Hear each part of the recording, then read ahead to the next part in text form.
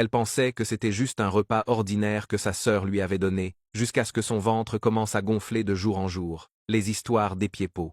Il était une fois, dans une petite ville animée et vibrante du Nigeria, nichée au cœur d'une région fertile, où les marchés bruissaient de vie, et où les traditions ancestrales se mêlaient harmonieusement à la modernité émergente.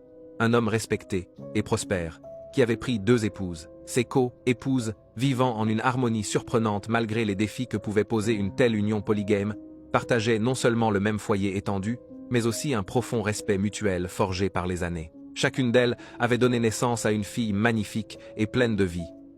Chiamaka, l'aînée, née de la première épouse, et Daria, la cadette, issue de la seconde. Leur maison, construite côte à côte dans un compound familial spacieux, était si proche que leurs fenêtres semblaient se murmurer des secrets, et leurs portes restaient toujours ouvertes l'une sur l'autre, symbolisant l'unité et la solidarité de la famille.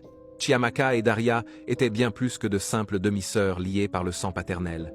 Elles étaient des âmes sœurs, des confidentes inséparables, des meilleures amies dont le lien défiait les épreuves du temps. Dès leur tendre enfance, elles ont grandi ensemble, explorant le monde avec une curiosité insatiable. Elles jouaient dans les rues poussiéreuses de la ville, courant à travers les champs verdoyants de manioc et de maïs, chassant les papillons multicolores qui dansaient dans l'air chaud, et grimpant avec agilité au grand manguier centenaire qui trônait au centre du village comme un gardien bienveillant. Leur rire résonnait comme une mélodie joyeuse. Elles pleuraient ensemble lors des petites blessures ou des disputes enfantines, et elles se querellaient parfois, avec passion pour le plus gros morceau de maïs grillé. Dès leur plus jeune âge, Chiamaka et Daria faisaient absolument tout ensemble, tissant un lien indéfectible qui semblait orchestré par le destin lui-même. Elles fréquentaient la même école primaire, un bâtiment modeste mais animé, assises côte à côte en classe, elles échangeaient des notes secrètes et se soutenaient mutuellement lors des leçons difficiles. Au collège, par un heureux hasard ou peu, elles se retrouvèrent encore dans la même classe, renforçant leur complicité au fil des jours. Leur lien s'approfondit davantage quand elles furent admises dans le même pensionnat pour filles, un établissement réputé pour sa discipline et son excellence académique. Au dortoir, elles partageaient un lit superposé, Chiamaka en haut, profitant de la vue sur les étoiles à travers la fenêtre, et Daria en bas, se sentant protégée par la présence de sa sœur au-dessus d'elle. La nuit, sous les couvertures, elles chuchotaient leurs secrets les plus intimes. Les garçons qui faisaient battre leur cœur adolescent, leurs rêves ambitieux de réussite professionnelle et personnelle, et surtout, leur amitié éternelle qui semblait invincible. Les années passèrent comme un fleuve tranquille, et les 2 sœurs travaillèrent dur à l'école, investissant toute leur énergie dans leurs études. Chiamaka, avec son intelligence vive et sa détermination inébranlable, avait toujours les meilleures notes de la classe, remportant des prix prestigieux lors des assemblées scolaires où elle était applaudie par tous. Daria, quant à elle, réussissait bien aussi, affichant des résultats solides, mais elle ne parvenait pas tout à fait à égaler l'excellence de sa sœur. Pourtant, à cette époque, il n'y avait aucune trace de jalousie entre elles. Leur relation était pure, basée sur l'amour et le soutien mutuel. Pour l'université, après des mois de préparation intense, elles réussirent brillamment l'examen d'entrée et furent admises dans l'une des meilleures institutions du Nigeria, un campus animé où les esprits brillants se rencontraient pour façonner l'avenir du pays. Leurs parents, fiers au-delà des mots, organisaient des fêtes pour célébrer leur fille, tandis que les voisins applaudissaient et que toute la ville parlait avec admiration de ces 2 brillantes jeunes femmes qui représentaient l'espoir et le progrès. Après l'université, où elles avaient obtenu leur diplôme avec mention, elles commencèrent à chercher du travail dans un marché compétitif. Chiamaka, toujours aussi brillante et charismatique, décrocha rapidement un poste convoité dans une grande compagnie pétrolière, une entreprise multinationale qui offrait des opportunités infinies. Mais elle n'oublia pas sa chère sœur.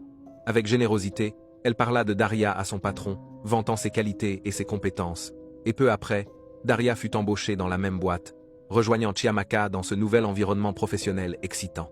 Les gens du village et de la ville murmuraient souvent que les 2 amies étaient comme des sœurs jumelles, inséparables et complémentaires. « Vous êtes sûr qu'elles ne sont pas nées le même jour ?»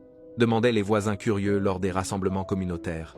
Elles partageaient absolument tout, la nourriture lors des repas familiaux, les vêtements qu'elles échangeaient librement, et même leurs secrets de cœur les plus profonds, se confiant l'une à l'autre, sans retenue. Mais, insidieusement, quelque chose a commencé à changer doucement dans le cœur de Daria, comme une ombre qui s'étend au crépuscule. Un jour fatidique, Chiamaka reçut une promotion bien méritée au travail, un avancement qui reconnaissait son talent exceptionnel et son dévouement.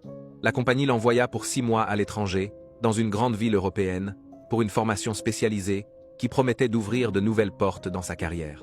Chiamaka était aux anges, son visage illuminé par la joie et l'excitation, et elle serra Daria fort dans ses bras, partageant son bonheur avec celle qu'elle considérait comme sa moitié. « À mon retour, je te ramènerai plein de cadeaux magnifiques, des choses que tu n'as jamais vues, » promit-elle avec enthousiasme.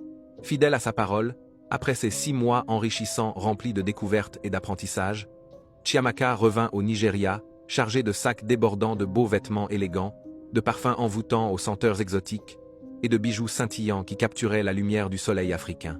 Tout le monde dans la famille et le village était ravi pour elle, organisant des fêtes spontanées pour célébrer son retour triomphal. Peu après ce retour glorieux, les prétendants commencèrent à défiler pour Chiamaka, attirés par sa beauté rayonnante, son intelligence aiguisée et son succès croissant. De beaux jeunes hommes, venus de tous horizons, venaient frapper à la porte du compound familial, demandant sa main avec des propositions sincères et des cadeaux somptueux. Certains étaient riches, possédant des entreprises florissantes ou des terres fertiles.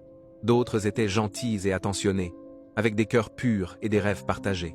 Tous semblaient captivés par Chiamaka, voyant en elle la partenaire idéale pour une vie heureuse. Un jour, pour marquer ce retour et renforcer leurs liens, Daria invita Chiamaka à une petite fête intime chez elle, une soirée censée être joyeuse et nostalgique. Chiamaka, ravie de cette attention et impatiente de passer du temps avec sa sœur, accepta l'invitation sans hésiter, se préparant avec soin pour l'occasion. Cependant, derrière ce geste apparemment bienveillant, Daria était rongée par une jalousie croissante, un sentiment sombre qui avait germé en silence pendant l'absence de Chiamaka. Incapable de supporter le succès éclatant de sa sœur, elle avait secrètement consulté un tradipraticien renommé dans les environs, un homme âgé aux connaissances mystiques transmises de génération en génération, qui lui avait fourni une poudre maléfique, un mélange d'herbes et de substances occultes destinées à causer du tort. Avec un cœur lourd de culpabilité mais poussé par l'envie, Daria mélangea discrètement cette poudre dans la nourriture qu'elle prépara avec soin pour la fête. Chiamaka, confiante et joyeuse, mangea avec appétit, savourant chaque bouchée, sans se douter de la trahison qui se cachait dans les saveurs familières. Mais dès le lendemain de cette fête, des choses étranges et inquiétantes commencèrent à se produire dans la vie de Chiamaka. Tout débuta par un mal de tête lancinant, comme si un marteau invisible frappait son crâne sans relâche. Puis, de manière alarmante, elle se mit à vomir du sang, des épisodes terrifiants qui laissaient des taches rouges sur le sol et la remplissaient d'une peur profonde. Emmenée